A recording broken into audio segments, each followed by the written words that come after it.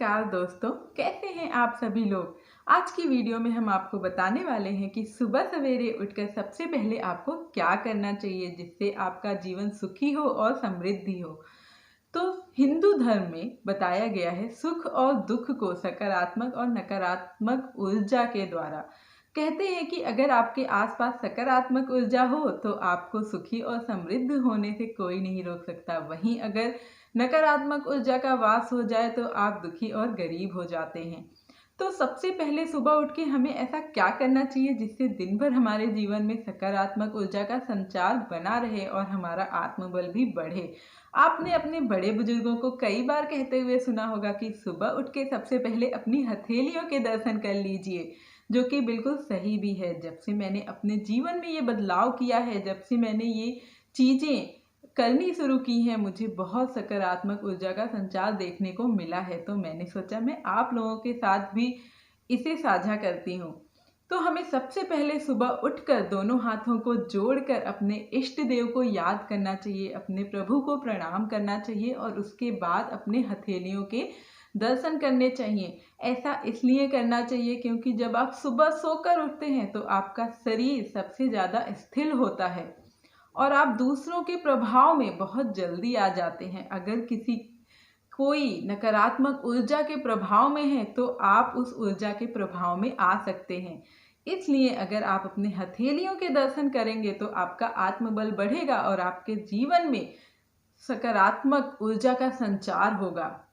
अब आप सोच रहे होंगे कि हाथों को देखने का क्या मतलब है। क्या इसका मतलब हमारे हाथों की लकीरों से है या फिर हमारी किस्मत से? ऐसा कुछ नहीं है। हमारे शास्त्रों में लिखा हुआ है, ओम कराग्रे वसते लक्ष्मी प्रभाते कुरु दर्शनम कर मध्या सरस्वती कर मूले च गोविंदा। इसका मतलब है कि हमारे हाथ के ऊपरी भाग में माता लक्ष्मी का वास होता है, हमारे हाथ के मध्य में माता सरस्वती का वास होता है और हमारे हाथ के निचले हिस्से में श्री हरि का वास होता है। तो अगर आप सुबह सुबह अपनी हथेलियों के दर्शन करते हैं तो आपको माता लक्ष्मी, माता सरस्वती और श्री हरि तीनों की कृपा प्राप्त होती है। आपको धन, वैभव, सुख, समृद्धि सभी की प्राप्ति होती है।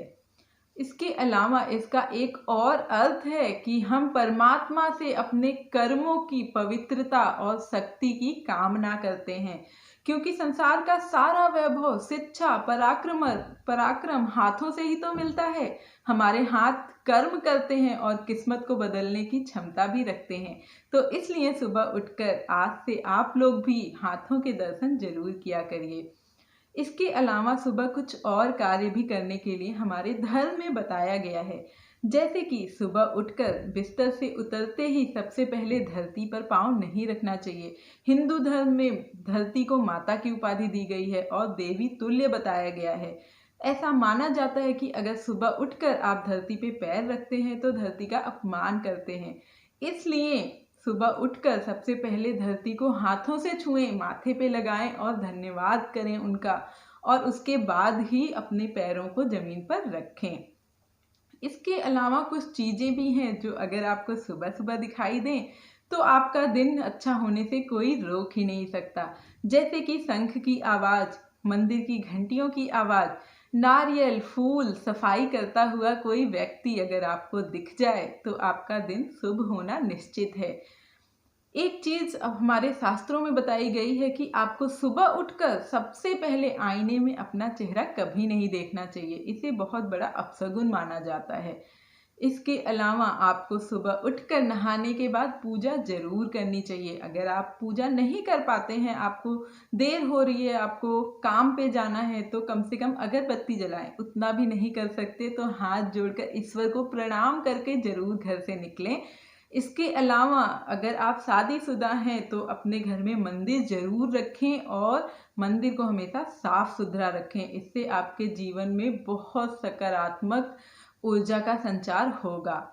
इसके अलावा एक और चीज होती है, जिनका गुरु कमजोर होता है, जिनकी जीवन में खुशी की कमी होती है, समृद्धि की कमी होती है, उनको हमारे जो पंडित जी होते हैं, जो हमारे ऋषि मुनि होते हैं, उन्होंने बताया है कि गुरु को मजबूत करने का सबसे सरल उपाय है कि आपको सुबह उठकर सूर्य उदय के समय सूर्य को जल देना चाहिए। सूर्य को जल देने से गुरु मजबूत होता है और घर में सुख समृद्धि आती है। आपका गुरु मजबूत होगा तो आप हमेशा सुखी रहेंगे।